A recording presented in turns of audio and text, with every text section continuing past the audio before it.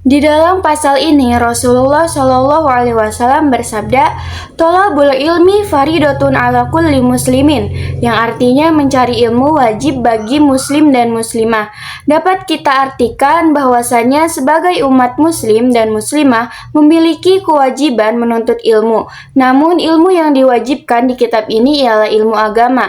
Ilmu agama adalah ilmu yang mempelajari tentang tata cara beribadah dan bertingkah laku serta bermuamalah dengan orang-orang di sekitar kita, sehingga ada pernyataan bahwasannya afdalul ilmi ilmu hal wa afdalul amali hifdu hal, yang berarti paling utama ilmu yaitu ilmu hal dan perbuatan yang paling mulia adalah menjaga perilaku.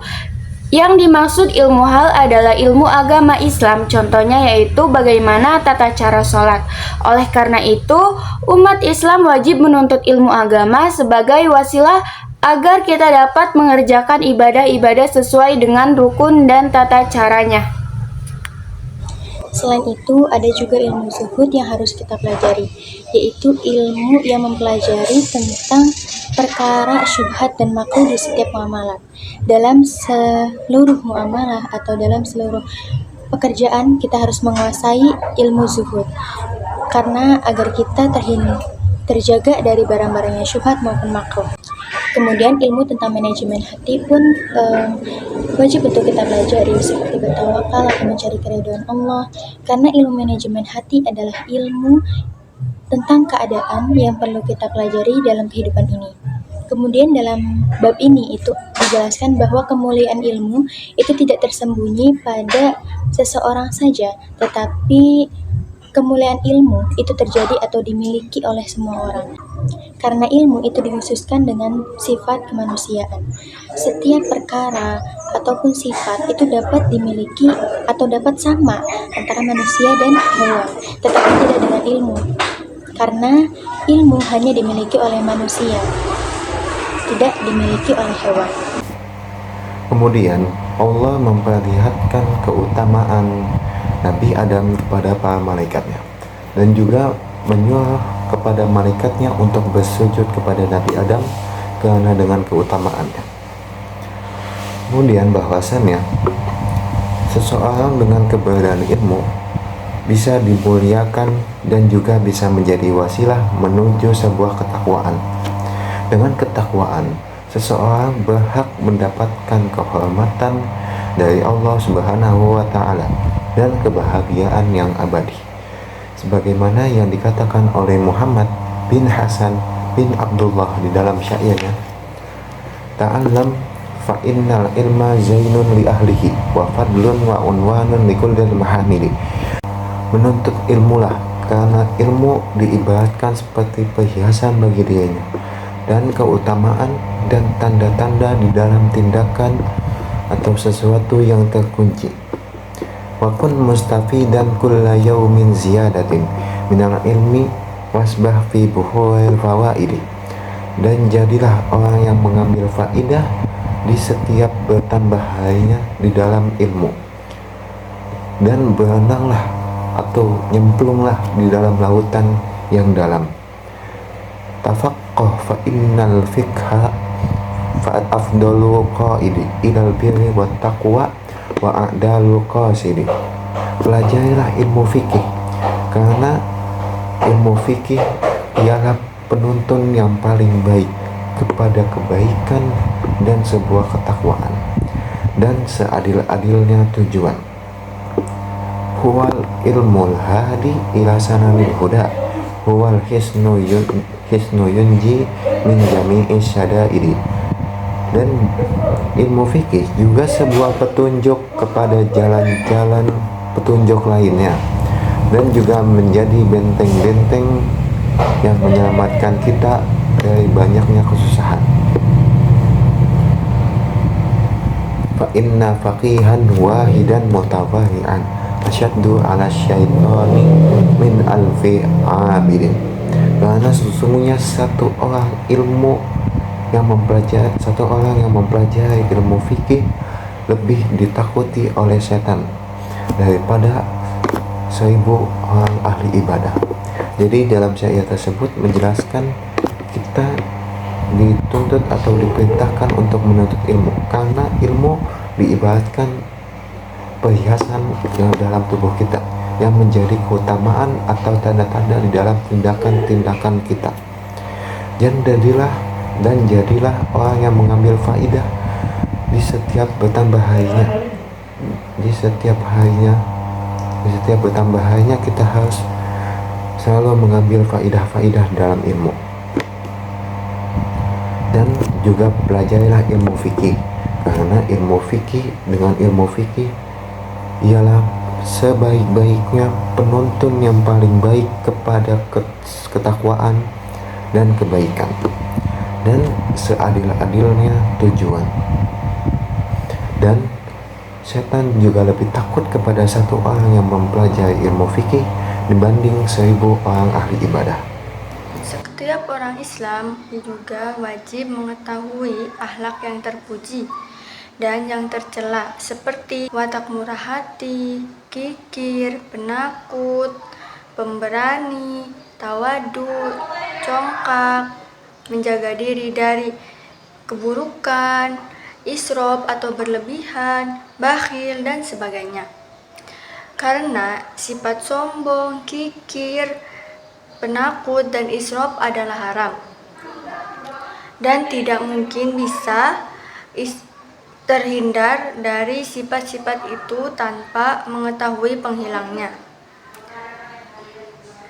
Oleh karena itu, orang Islam wajib mempelajarinya. Asy-Syaikh Nasruddin Abdul Qasim telah menyusun kitab yang membahas tentang akhlak.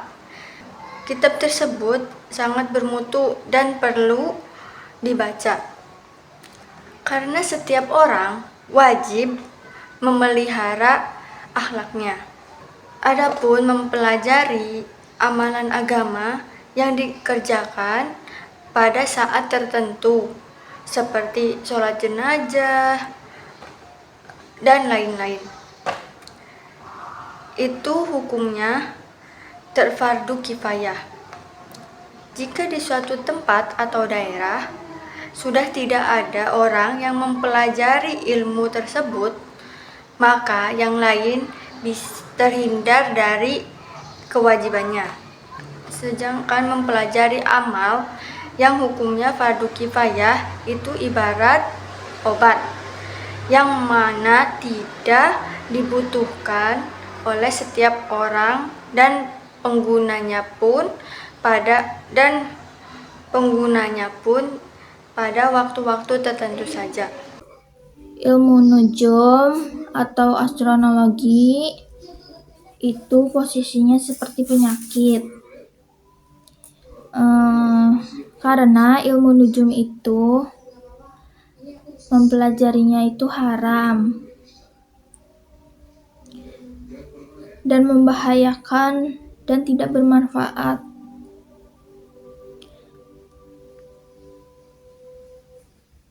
Dan lari dari kodenya Allah dan qadar Allah juga nggak mungkin. Maka diwajibkan atas setiap muslim untuk menyibukkan di setiap waktunya untuk mengingat pada Allah dan berdoa dan mendekatkan diri kepada Allah dan membaca Al-Quran dan sedekah dari bencana atau musibah. Agar terhindar dari bencana atau musibah, kita harus bersedekah terus dan meminta kepada Allah, itu meminta maaf atas kesalahannya kepada Allah. Allah itu menjaga diri kita dari bencana atau penyakit di dunia maupun di akhirat. Untuk meminta supaya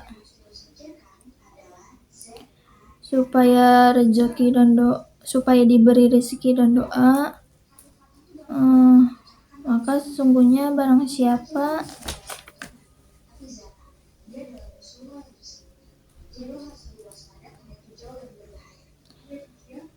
maka Maka jika bencana sudah ditakdirkan untuk menimpanya, maka itu tidak mustahil.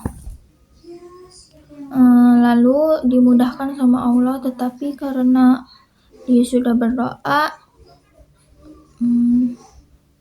atas musibah-musibahnya dan diberikan rezeki, kesabaran atas keberkahan doanya.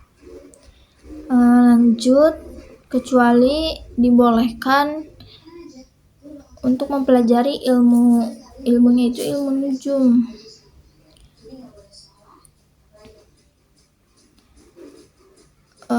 Terus menentukan kalau untuk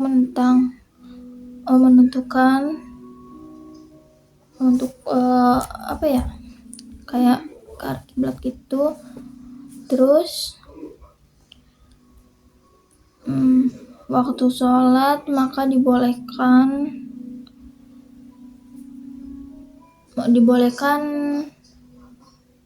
mempelajari ilmu nujum atau astronologi, karena ilmu kedokteran itu dan pelajaran ilmu kedokteran itu juga boleh. Jadi ilmu nujum itu boleh dipelajari dalam ilmu kedokteran. Sebab dari berbagai macam sebab mempelajari ilmu kedokteran atas seluruh sebab, maka dibolehkan untuk mempelajarinya ilmu kedokteran. Bukti kedokteran boleh dipelajari itu karena Nabi mencari obat. Sekian dari saya. Terima kasih. Kemudian itu diriwayatkan atas otoritas Al-Asyafi'i, semoga Tuhan mengasihani dia. Ilmu fikih bagi agama-agama dan ilmu kedokteran bagi tubuh dan seluruhnya dalam bahasa majelis.